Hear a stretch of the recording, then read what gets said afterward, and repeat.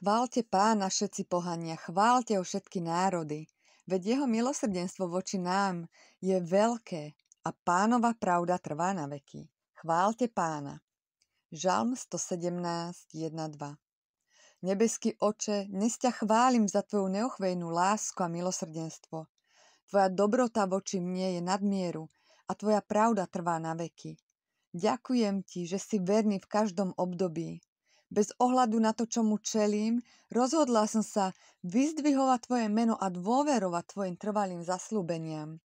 Nech môj život odráža tvoju dobrotu a ohlasuje tvoju slávu všetkým ľuďom. V Ježišovom mene amen. Ja vyhlasujem, že ma dnes obklopuje Pánova milosrdná dobrota. Jeho pravda nikdy nesklame a jeho láska sa nikdy nevyčerpá. Rozhodla som sa žiť vo vďačnosti a chvále, uctievať Boha svojimi slovami aj skutkami. Jeho vernosť je môjim základom a ja ho budem uctievať po všetky dni svojho života. Amen.